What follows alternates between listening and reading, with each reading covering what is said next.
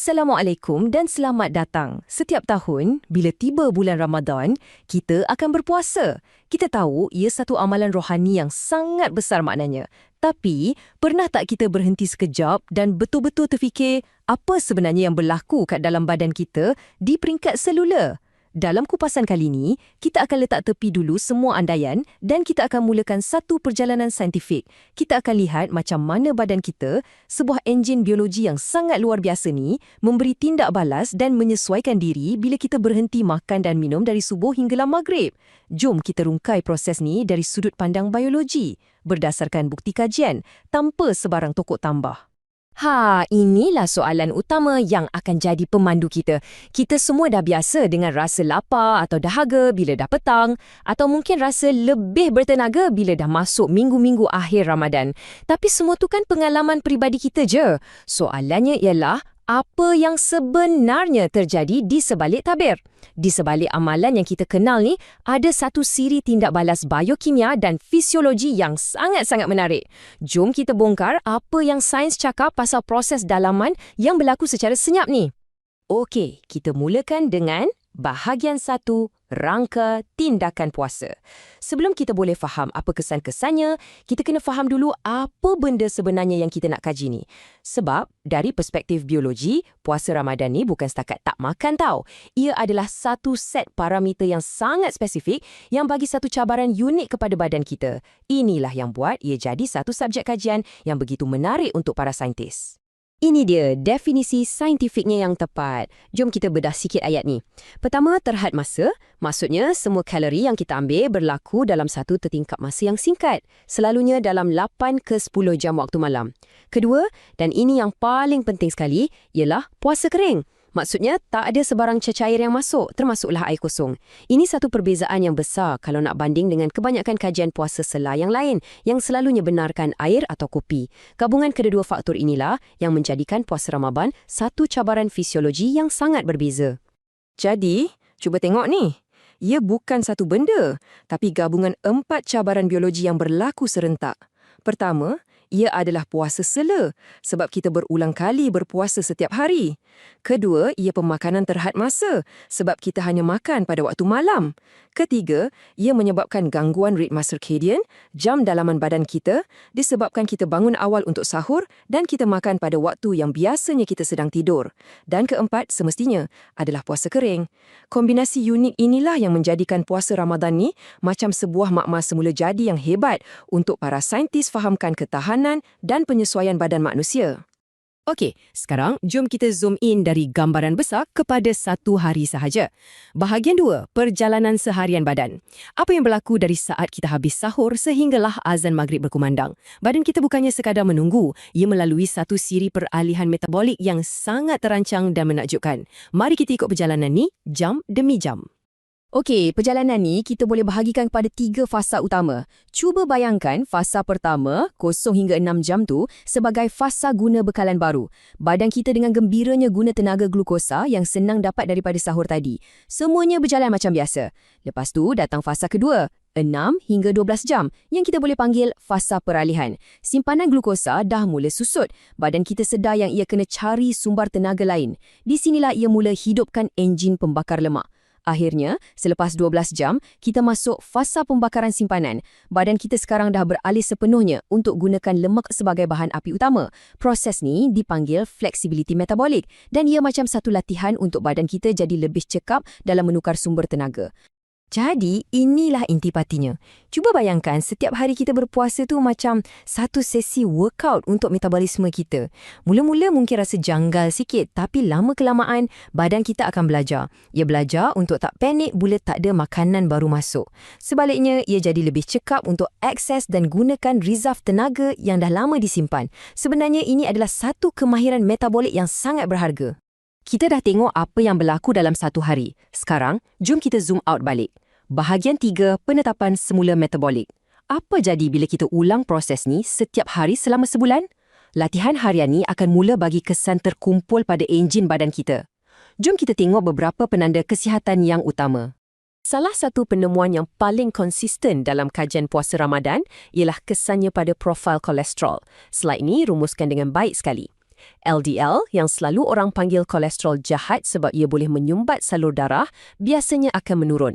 Pada masa yang sama, HDL, kolesterol baik, yang tugasnya macam truk sampah untuk bersihkan kolesterol berlebihan, pula akan cenderung meningkat.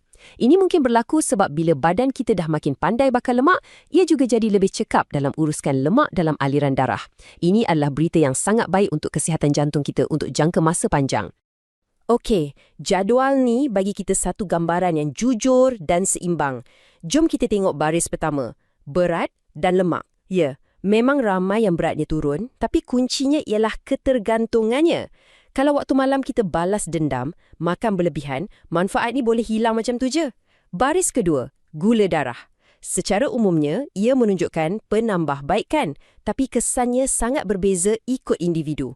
Apa yang jadi pada seseorang mungkin tak sama untuk orang lain. Tapi cuba tengok baris ketiga, kolesterol. Di sinilah kita nampak penemuan yang paling kuat dan konsisten. Perubahan positif ni muncul dalam banyak kajian, menjadikan ia salah satu manfaat metabolik yang paling boleh dipercayai daripada puasa Ramadan. Baiklah, kita beralih ke bahagian 4 dan ini adalah bahagian yang sangat-sangat penting. Kita selalunya terlalu fokus pada apa yang kita tak makan, tapi manfaat sebenar puasa Ramadan mungkin lebih banyak bergantung pada benda lain. Macam mana kita tidur, berapa banyak air yang kita minum waktu malam dan macam mana kita kekalkan aktiviti fizikal kita. Jom kita tengok faktor-faktor gaya hidup yang utama ni. Saya suka betul analogi unta ni. Ia merangkumkan sains hidrasi masa puasa dengan sempurna. Badan kita ni sebenarnya sangat bijak dalam menguruskan air. Bila ia tahu ia tak akan dapat bekalan untuk masa yang lama, ia akan aktifkan hormon macam vasopressin untuk kurangkan penghasilan air kencing dan cuba simpan setiap titisan. Tapi yang besar, keupayaan ni hanya berfungsi kalau kita bagi ia sesuatu untuk disimpan. Maksudnya, kita kena isi tangki kita dengan air yang cukup dari waktu berbuka sampailah sahur. Kalau tak ada apa yang badan kita boleh jimatkan. Ini mungkin salah satu penemuan yang paling mengejutkan dan penting. Kita selalu salahkan sukrum sebab tak makan bila kita rasa lemau pukul 3 petang. Tapi, bukti saintifik makin banyak menunjukkan yang punca sebenar selalunya adalah gangguan tidur. Cuba fikirkan, kita pendekkan tidur malam kita untuk bangun sahur dan mungkin tidur lebih lewat lepas tarawih. Hutang tidur ni bila dah terkumpul, ia bagi kesan yang lebih besar pada tahap tenaga dan mood kita berbanding kekurangan kalori itu sendiri. Ini bermakna utamakan tidur yang berkualiti tu sama pentingnya dengan apa yang kita makan masa sahur. Macam mana pula dengan senaman? Ini soalan yang selalu orang tanya. Menariknya, badan kita jadi mesin pembakar lemak yang lebih efisien masa kita bersenam waktu puasa. Walau bagaimanapun, untuk aktiviti yang perlukan daya tahan tinggi macam lari jarak jauh, prestasi mungkin akan turun sikit. Berita baiknya ialah untuk latihan kekuatan, kebanyakan kajian dapati kekuatan otot kita boleh dikekalkan. Poin utamanya, semuanya balik kepada dua perkara, tidur dan hidrasi. Kalau anda cukup tidur dan minum air secukupnya waktu malam, buat senaman ringan kesederhana tu sangat mungkin dan bermanfaat. Kita dah banyak cakap pasal enjin badan. Sekarang, jom kita naik ke pusat kawalan pula. Otak. Bahagian 5. Otak semasa berpuasa. Macam mana pengalaman unik Ramadan ni pengaruhi mood, tumpuan dan fungsi kognitif kita? Adakah ia buat kita jadi lebih tajam atau lebih letih? Sains ada beberapa jawapan yang menarik. Apa yang kita jumpa dari kajian pasal mood dan kognisi ialah tak ada satu saiz yang sesuai untuk semua. Tindak balas mental sangat berbeza antara individu. Macam yang carta ni tunjukkan, sesetengah orang laporkan rasa lebih tajam dan fokus. Yang lain pula, terutamanya pada minggu pertama, laporkan rasa letih atau mudah marah. Ada juga yang tak rasa apa-apa perbezaan pun. Perbezaan ni mungkin disebabkan oleh genetik, diet, kualiti tidur dan juga tahap stres asas seseorang tu. Tapi, inilah berita baiknya. Otak kita sangat pandai menyesuaikan diri. Cuba fikirkan minggu pertama tu sebagai fasa penyesuaian. Otak dan badan anda tengah belajar rutin baru. Rasa kabur atau perubahan mood tu normal. Tapi bila badan anda dah makin cekap guna lemak untuk tenaga dan hormon anda dah stabil, otak anda pun akan ikut menyesuaikan diri.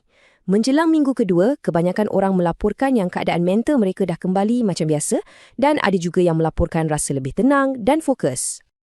Kita dah lalui satu perjalanan dari sel ke otak. Sekarang, jom kita satukan semuanya. Bahagian 6, kesimpulan saintifik. Apa yang kita boleh cakap dengan yakin berdasarkan bukti-bukti yang ada? Jom kita simpulkan dengan satu gambaran yang seimbang dan bebas daripada sebarang tokok tambah.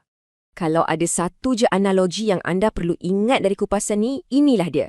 Cuba bayangkan badan anda macam sebuah kereta hybrid. Dalam keadaan biasa, ia jalan guna petrol yang sentiasa anda isi, iaitu glukosa dari makanan. Ia mudah dan pantas. Tapi masa berpuasa, stesen minyak tutup. Jadi, kereta hybrid yang bijak ni secara automatik akan beralih kepada kuasa bateri simpanannya, iaitu lemak. Apa yang berlaku selama sebulan berpuasa ialah enjin kereta anda jadi lebih cekap dalam membuat peralihan ni. Ia belajar untuk guna kedua-dua petrol dan bateri dengan lebih bijak, menjadikan ia lebih cekap tenaga secara keseluruhan. Jadual ini bagi kita satu ringkasan saintifik yang seimbang. Jom kita tengok setiap lajur. Sebelah kiri, manfaat terbukti. Ini adalah perkara yang disokong kuat oleh bukti. Penambahbaikan kolesterol, peningkatan fleksibiliti metabolik dan penurunan berat jangka pendek. Di lajur tengah, keputusan bercampur. Ini adalah bidang di mana kesannya bergantung pada individu dan gaya hidup, macam kawalan gula darah dan kesan jangka panjang pada berat badan. Akhir sekali, di lajur kanan, potensi kelemahan. Ini adalah cabaran yang kita kena uruskan secara aktif, gangguan tidur, risiko dehidrasi dan yang paling penting, kecenderungan untuk makan berlebihan pada waktu malam yang boleh batalkan banyak manfaat lain. Jadi, inilah kesimpulan utamanya. Cuba bayangkan puasa macam sebuah peti harta karun yang penuh dengan potensi manfaat. Amalan puasa itu sendiri bagi anda akses kepada peti ni. Ia selamat untuk dibuka. Tapi, macam yang slide ni tunjukkan, untuk betul-betul dapat harta karun di dalamnya, anda perlukan 3 kunci. Kunci pertama adalah tidur yang berkualiti. Kunci kedua adalah hidrasi yang mencukupi. Dan kunci ketiga adalah diet yang seimbang. Tanpa ketiga-tiga kunci ni, peti tu mungkin terbuka, tapi ia akan kosong. Dan kita akhiri dengan soalan ni untuk sama-sama kita renungkan. Sains dah tunjukkan kita apa yang berlaku pada tahap selular dan bagaimana badan kita menyesuaikan diri. Tapi penemuan yang paling menarik ialah manfaat biologi ni tak datang secara automatik. Ia perlu diaktifkan oleh pilihan kita sendiri. Pilihan untuk tidur lebih awal, pilihan untuk minum air kosong dan bukannya air manis, pilihan untuk berhenti makan bila dah kenyang. Ini membawa kita kepada satu persoalan yang lebih mendalam. Mungkin di sebalik semua perubahan biokimia yang kompleks ni, kuasa sebenar amalan ini terletak pada disiplin diri yang ia pupuk. Mungkin di sinilah sains dan kerohanian bertemu. Sesuatu untuk kita fikirkan.